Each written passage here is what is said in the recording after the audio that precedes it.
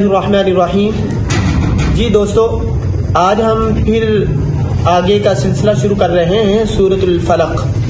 سورۃ فلق یہ دوسری سورت آخر سے بنتی ہے، کیونکہ ہم نے سورت پہلے ناس پڑھی، سورۃ ناس سیکھی۔ آج ہم سلسلہ شروع کر رہے ہیں، سورۃ فلق کی طرف بڑھ رہے ہیں، تو انشاءاللہ یہ سلسلہ جاری و ساری رہے گا۔ سورۃ فلق کے اندر کچھ الفاظ ایسے ہیں جن پہ قلقلہ کیا جاتا ہے، وہ 5 حروف ہیں: قاف، طا، با، جیم، دال۔ قلقلہ کہتے ہیں مخرج کی جگہ پہ اس الفاظ کو ادا کرتے ہوئے جنبش دینا، جیسے قل اعوذ برب الفلق، فلق یعنی کہ تھوڑی سی جنبش دی جائے گی یہاں پہ۔ صرف یہ سب سے پہلے یہ چیزیں بتانا ضروری ہیں۔ آگے ہم بڑھتے ہیں، سورۃ فلق کی طرف پریکٹس کرتے ہیں، تو آپ احباب جو ہے مل کے اسی انداز کے ساتھ پڑھا کریں، انشاءاللہ بڑا فائدہ ہوگا۔ اور یہ بزرگوں کے لیے بھی خاص طور پہ ہم ویڈیو بناتے ہیں تاکہ وہ اگر سیکھنا چاہیں ان کے لیے بھی آسانی ہو۔ اعوذ باللہ من الشیطان الرجیم، بسم اللہ الرحمن الرحیم۔ آج کی سورت سورۃ الفلق ہے، یہ مکی سورت ہے، اس کی 5 آیات اور 1 رکوع ہے۔ قل اعوذ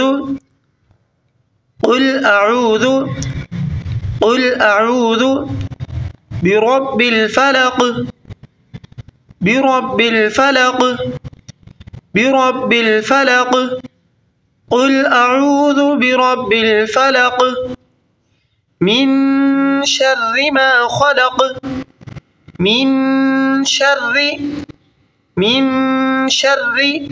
ما خلق، ما خلق، من شر ما خلق، ومن شر غاسق، ومن شر غاسق إذا وقب، إذا وقب، إذا وقب، ومن شر غاسق إذا وقب، ومن شر النفاثات، ومن شر النفاثات، ومن شر النفاثات في العقد، في العقد، في العقد، ومن شر النفاثات في العقد، ومن شر حاسد، ومن شر حاسد، ومن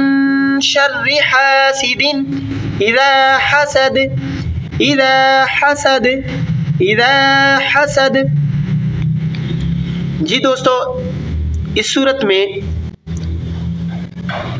جہاں پہ گرین کلر ہے وہ الفاظ پر پڑھے جانے والے الفاظ ہیں، یعنی کہ موٹے پڑھے جانے الفاظ، اور یہاں پہ آیت کے آخر میں قلقلہ کریں گے۔ حروف قلقلہ پہلے میں بتا چکا ہوں 5 ہیں، ان میں سے اس صورت کے اندر قاف، با اور دال، یہ 3 حروف قلقلہ آ رہے ہیں، اور حروف قلقلہ جب بھی ساکن ہوتے ہیں تو یہ جنبش دے کے پڑھے جاتے ہیں، اس لیے ہم نے فلق، وقب، حسد اسی طرح ان الفاظ کو ادا کیا۔